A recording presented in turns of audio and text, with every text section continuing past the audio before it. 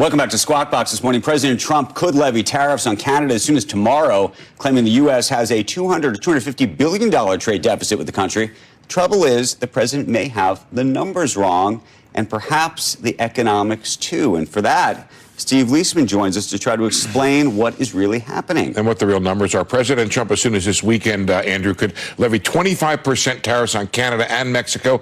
Last week, he said the U.S. has been treated unfairly by Canada, saying it had a trade deficit of $200 to $250 billion with the U.S. But according to the U.S. trade data, the U.S.-Canada trade deficit is actually $41 billion, or multiples lower. A modest U.S. trade surplus from 2016 is 20. You can see that there. Turned into a deficit because the U.S. had better economic performance than Canada, but also because of the increased importation of cheaper Canadian oil. A White House official telling CNBC yesterday the president was talking more broadly, including greater U.S. spending on defense. In the imbalance, the president didn't mention that at the time. The official said, we spend all this money for NORAD, the North American Air Defense System. But the $41 billion trade deficit, it is a rounding error on a $922 billion trade relationship that is, in fact, the world's biggest partnership. Canada is the largest buyer of U.S. exports. Just as the U.S. does, though, Canada has some barriers and limits on U.S. goods.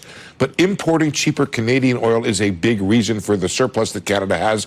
It averages about $15 to $25 a barrel less than U.S. West Texas Intermediate. That's because it's dirtier, but also because Canada is somewhat captured at having to sell it to the United States. Canadian economist Jim Stanford, writing in a long piece about this, most Canadian exports to the U.S. are inputs used by American businesses in their own production. Tariffs would thus increase costs for U.S. producers, reducing their competitiveness. Stanford estimates the U.S. might be saving as much as $20 billion annually from importing cheap Canadian oil. Guess what? The U.S. refines that oil and sends it back to Canada as refined products where it makes money. Most economists think a trade deficit is often a poor measure of the fairness of a trade relationship. They note the U.S. trade deficit, it almost only falls when the U.S. is in recession.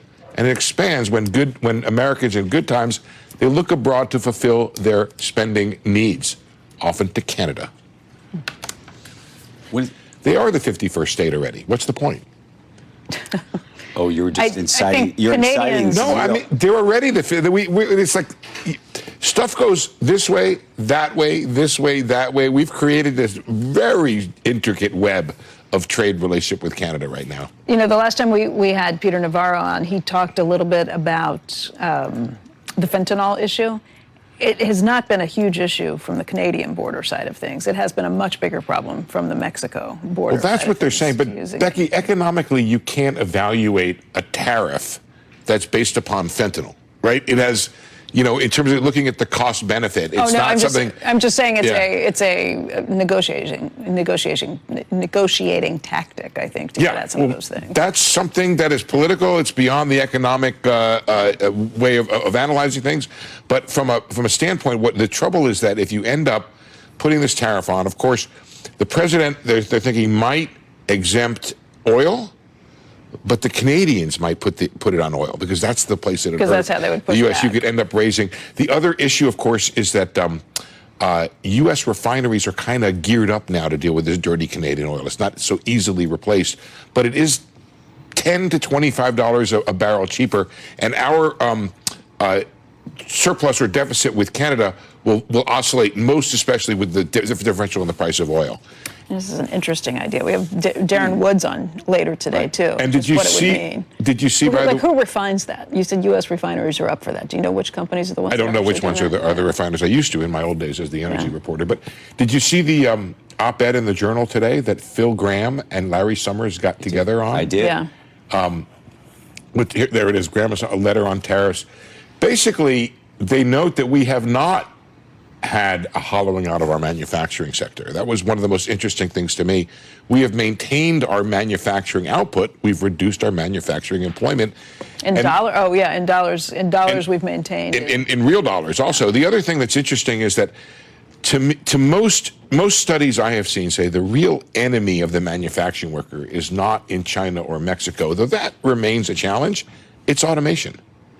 And that something like 80% of U.S. manufacturing jobs are lost more to automation. And of course, there are people like Elon Musk, who point out that we don't have enough robots in this country if you compare the robots per capita between the U.S. and Japan. Anyway, I think I'm not interested in gotcha with the president on the numbers. I'm interested in the economics of this, and I'm not sure that a tariff on Canadian imports is something that's going to solve the problems we have. We have this amazing back and forth, and we've established it in part because of the treaty that was the North American Free Trade Agreement, and then the one renegotiated by President Trump. And you guys talk to businesses all the time, and look, they want fewer rules and they want fewer taxes and stuff like that.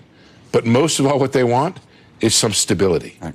And they want to know what the rules are going to be so they can gear up their operations for it. Well, we may find out more in the next 24 hours about what those rules look like. Steve Leisman, thank you for bringing us, hopefully, the right numbers. And, I'm pretty sure they're right. Another reference to the 51st state of the United States, not Puerto Rico, but we'll discuss. Coming up next. Or Washington, D.C. Robert F. Kennedy facing some very tough questions about vaccines, food, overall health policy in some heated hearings that have been taking place over the past 2 days. We're going to hear from former FDA commissioner under President Trump, Dr. Scott Gottlieb, about what he's thought of the whole situation. Here are the futures right now. Take a look at where we are. 164 points higher on the Dow, S&P 500 up about 28 points, NASDAQ up about 181 points. We got a lot more coming up on Squawk Box from Times Square after this.